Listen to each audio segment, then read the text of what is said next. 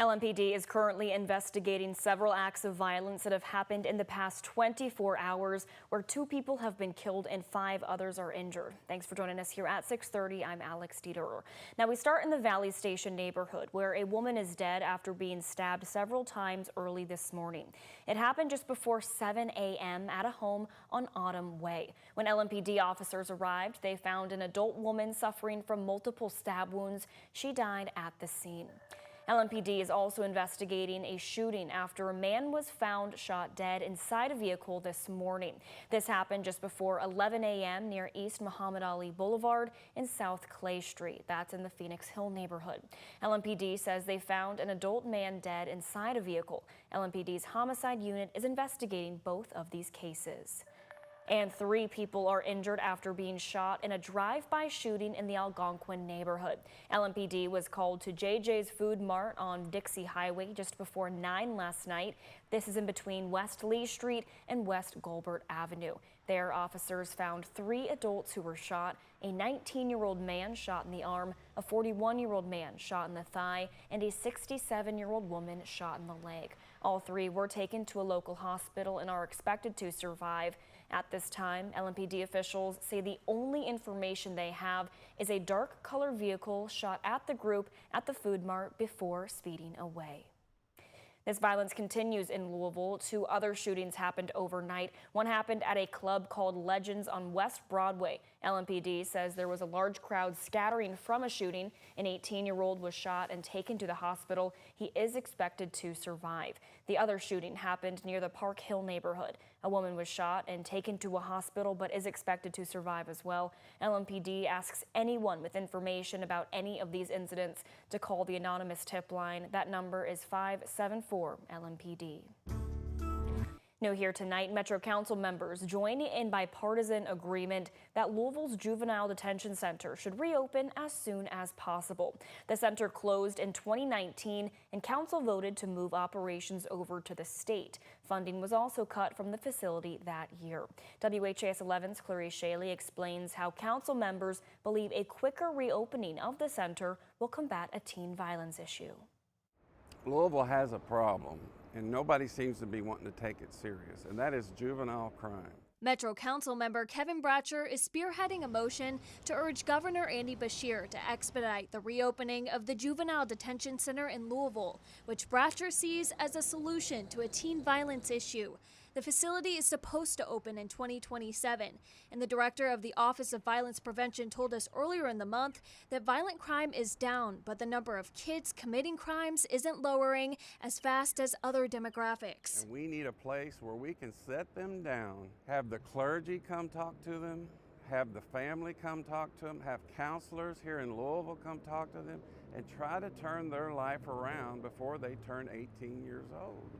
Once they turn 18, there's not that many second chances, and it's going to get harder. 2 other colleagues of Bratcher's are in support, but there's backing outside of the council too. Will Pitts has worked in the community for years to prevent youth violence. It doesn't mean go and arrest any little kid that you can find and put them away and throw them away. No, it just means you have to have a structure in place. You know, help the ones that need the help, and let's find the root sources to all the violence. He's been working under his organization, Millennium Enterprise Foundation, since 2021 and says he's seen violence increase in the metro. For WHAS 11, I'm Clarice Shaley on your side. The facility is currently being worked on, but is expected to be open until spring of 2027. This will be 2 years shy from being closed for a decade. We now know the funeral arrangements for longtime Jefferson County Clerk Bobby Hollesclaw. Visitations will be held from 1 to 8 p.m. on Monday, September 22nd at Arch El Hidi and Son at Westport Village. There will be Mass at Holy Spirit Catholic Church on Tuesday, September 23rd at 10 in the morning. Hollesclaw passed away on Wednesday at the age of 81. She served as the county clerk since 1999. In lieu of flowers, memorial contributions can be given to WHAS Crusade for Children. For more information, you can visit our homepage, WHAS11.com. 4 Indiana National Guard soldiers were recognized on Friday for their help during the Kentucky flooding earlier this year. These 4 men received the Indiana Distinguished Service Cross. That's the highest Indiana National Guard medal a soldier or airman can earn, given to those who display acts of valor or contribute to saving lives. In just one day, these men helped evacuate 19 adults, 5 children, and 6 dogs from the floodwaters. The U.S. Federal Reserve is expected to lower interest rates later this week. This would mark the first decline from the central bank since December. And for some, including President Donald Trump, that drop cannot come soon enough. CNN's John Lawrence has the details. The last time we kind of saw this was in the 1970s, and that playbook doesn't fit today because we are in a global supply chain. The U.S. is getting hit with an economic double whammy. While the cost of living keeps climbing, finding a job is more difficult. When you still have the high inflation, which is still pretty sticky, and then you add the low growth, that's where we start to worry a little bit. Consumer sentiment has dropped nearly 5% this month and is down 21% compared to September of 2024, according to preliminary results from a University of Michigan survey published Friday. The economy really concerns me, affordability for people back home, and that's why the Working Families Tax Cut Act was so important, because I believe it will drive down costs. Economic analysts say rising inflation and the Trump administration's tariffs are 2 of the main concerns for American households. Half of older workers have nothing in the bank as they face retirement.